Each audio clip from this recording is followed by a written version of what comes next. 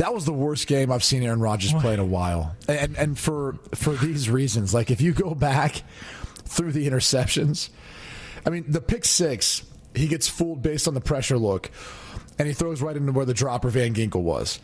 The next pick he throws, completely forced, had a check down right in front of him. Maybe he's feeling the pressure of the moment because they couldn't get anything going, but throws a terrible pick then. And then the last one, I mean, that ball had no shot.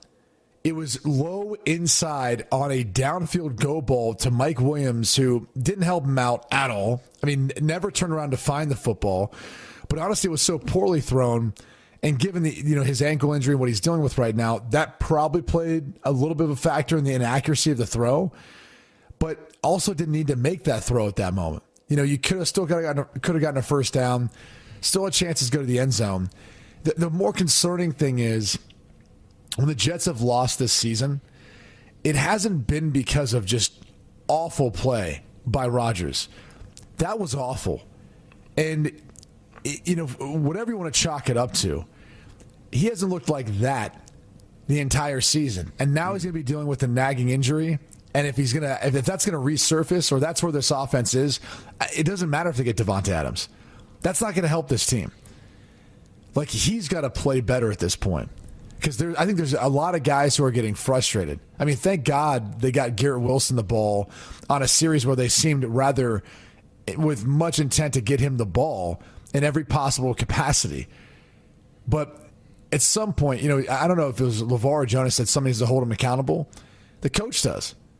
Like, this is one of the differences when I think you've got a superstar quarterback. There's times where when that superstar is the guy who's ultimately leading the team and dictating what happens out there, if he's not aware enough to hold himself accountable, it messes with the chemistry of the rest of the team because, everyone's watching the film going, what the hell was he doing here? I mean, he took a sack on another look. And look, Brian Flores does an unbelievable job. He's making a case for why he should be a head coach again. And he does an unbelievable job scheming things up. But Rodgers has played too long. Like, to be able to take a sack, too, and not look to the hot side or not be able to see who's going to be the free rusher or not adjust the protection to bring in the tight end and have him block, too, and have a seven-man protection, which negates a lot of the stuff Flores does. I mean, all those things that he knows he can do and has in his tool belt, it's crazy to me to watch how bad that was. And yet, he's a first ballot Hall of Famer. He's a 4-time MVP. That was a awful performance. And now you're worried about what it's going to look like moving forward with his ankle. At one point in the game, I was like, dude, he needs just to get healthy.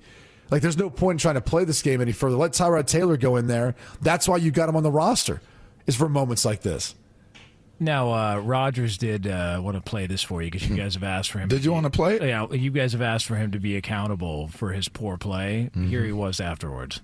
That was below my standard. I just found out I've never thrown 2 picks in the first quarter before. So that's a first. One of us cost, obviously, 7, and the other, could have cost 3. So in a game where you lose by 6, plays like that are exponentially highlighted. So 3 turnovers for me is definitely out of character, and I'm disappointed. I forgive him. He owned up to it. We're good. Him. Back on track. Team's going to the playoffs. I'm ready. Forgive him. I am ready. Let's go. You guys can sit here and swim in the negative side of the pool. Not me.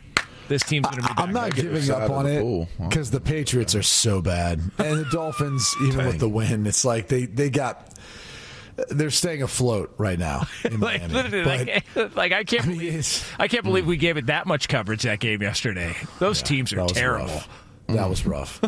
But that's what gives you hope is, Buffalo lost. Yes. I mean, the only reason the entire division didn't lose was because it was impossible with Miami playing New England. But the way that looked. You felt like the way the game was like nobody won that game. Yeah, the AFC East actually went 0-4 yesterday. We'll run with that. That was not pretty. But, yeah, the Jets, there's still some hope there. So we'll see how it plays out.